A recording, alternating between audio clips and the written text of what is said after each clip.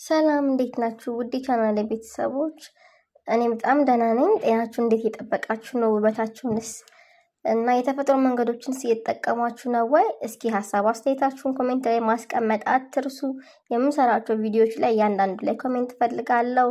ለምን ስንቶቻችሁ እየተጠቀማችሁ ነው? የምሰጣችሁ መረጃስ ምን ያክል እያገዛችሁና እየተጠቀማችሁ እንደሆነ ማወቅ ስለምፈልግ እንደ ሁሌም ፍቅራችሁ አይለኝ። ላይካችሁም ሸራችሁንም እንዳትረሱ።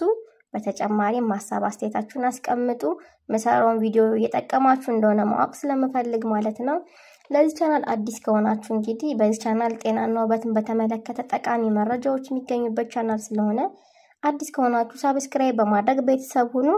እንግዲህ ዛሬም እንደተለመደው ጠቃሚ ብዬ የመጣሁት መረጃ ምንም በተመለከተ ነው። ሀባብን ነው። እንግዲህ በተለይ ሀባብ በሙቀት ጊዜ ወይም ደግሞ በበጋው ወራት የሚባሉት ተፈላጊ የሚባል የፍራፍሬ አይነት ነው። ጥቅሙም በጣም ከፍተኛ ነው። ጥቅሙንም በመቀጠል እናያለን ማለት ነው።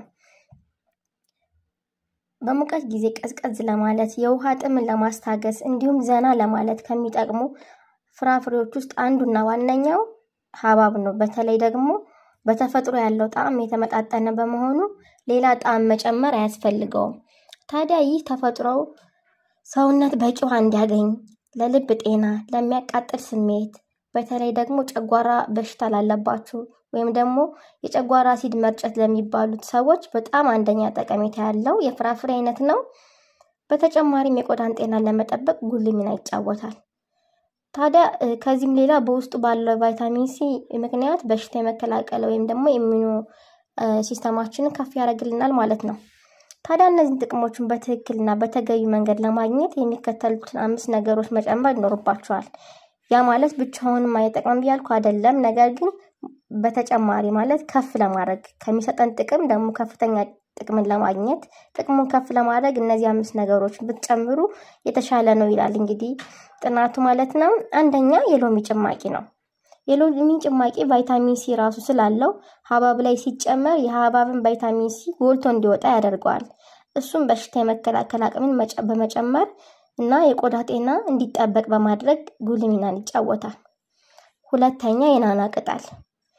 የሀባብ ጁስ ላይ 1 እጅ የሚሆን ፍሬሽ የሆነ የናና ቅጠል በመጨመር ናና ቅጠል በውስጡ ባለው አንቲኦክሲዳንት ባህሪ አማካኝነት የምግብ መፈጨት ሂደትን ያፋጥናል ወይም ያግዛል። ከዚህ በተጨማሪም የናና ቅጠል ካለው ዘርፈ ብዙ ጥቅም አንፃር የምትጠጡት ጁስ መዓዛው ያማረ እንዲሆንና ሆድ አካባቢ ላሉ ችግሮች መፍትሄ ለመስጠትም ይረዳል። ሶስተኛ የቺያ ዘር። ቺያ ሲድ ተብሎ የሚጠራው ወይም ደግሞ በአማርኛ የቺያ ዘር የምንለው ሀባብ ላይ በመጨመር የፋይበርና ኦሜጋ 3 መጠኑ እንዲጨምር ያደርጋል። በተጨማሪም የቺያ ዘር በውስጡ ጤናማ የሆኑ ፋቶችንና ፕሮቲኖችን ይይዛል። በተለይ ለአትክልት ተመጋቢዎች በጣም ጠቃሚ ነው። እናም ከሀባብ ጋር ሲዋሃድ ጠቃሚ የምንላቸውን ንጥረ ነገሮች እንደ ካልሲየም እና ማግኒዚየምን የማግኘት እድልን ይጨምራል። አራተኛ ኪያር ወይም ደግሞ ኩከምበር የምንለው ማለት ነው። ኪያርን ቆራርጦ ሀባብ ላይ መጨመር። ኪያርም ልክ እንደ ሀባብ የውሃ መጠኑ ከፍተኛ ስለሆነ ከሀባብ ጋር ሲሆን ሰውነት በደንብ ሃይድሬት እንዲሆን ያደርጋል። በተጨማሪም ዝቅተኛ ካሎሪና ከፍተኛ ፋይበር ስላለው በሰውነት ውስጥ ያለውን የስኳር መጠን ዝቅ ለማድረግ ይጠቅማል። አምስተኛ አይብ።